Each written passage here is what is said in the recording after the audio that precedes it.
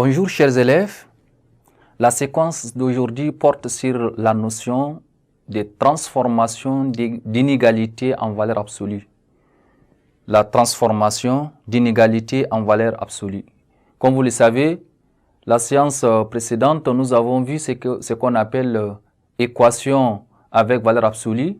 Aujourd'hui, on va voir la transformation d'inégalité en valeur absolue.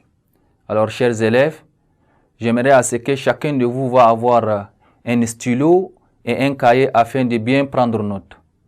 On va passer très rapidement sur le vocabulaire même, n'est-ce pas, de transformation d'inégalité en valeur absolue. Comment est-ce qu'on peut transformer une inégalité en valeur absolue? Eh bien, on va choisir un intervalle I, soit I, c'est-à-dire I est considéré ici comme l'intervalle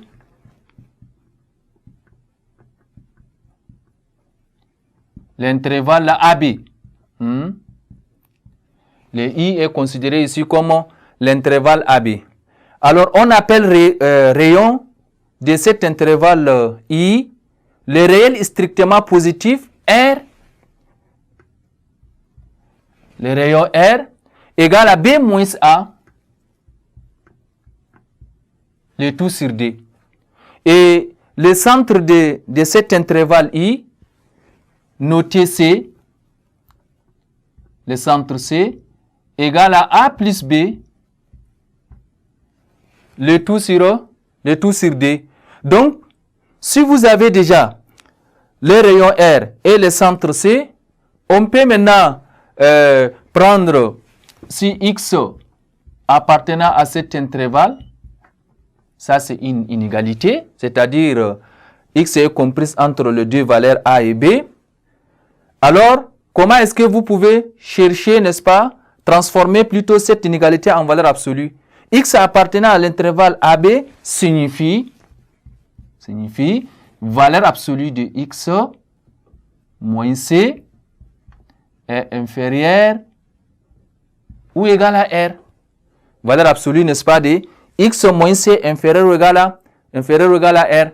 Comme ça, vous avez déjà transformé, n'est-ce pas, cette inégalité X appartenant à l'intervalle de A à B en valeur absolue X moins C inférieur ou égal à R.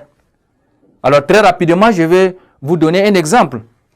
Je prends l'inégalité X appartenant à l'intervalle de moins 5, par exemple, moins 5 à moins 3. Et on veut maintenant traduire cette inégalité-là en valeur absolue. Donc, ce que vous allez chercher, c'est déterminer, n'est-ce pas, le centre.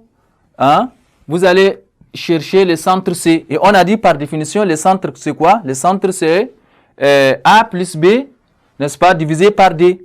On a dit centre C quelque part, A plus B divisé par D. Donc, vous aurez moins 5, moins 3, le tout sur D qui est égal à moins 4. De même, le rayon R, on a dit que c'est le B moins A, le tout sur 2. Ça veut dire que on se retrouve avec B, c'est moins 3, moins 5, le tout sur 2. Donc, ça nous donne plus 5. Vous avez moins 3, donc ça nous donne 2 sur 2. Et 2 sur 2 égale à 1. Donc, le rayon égale à 1.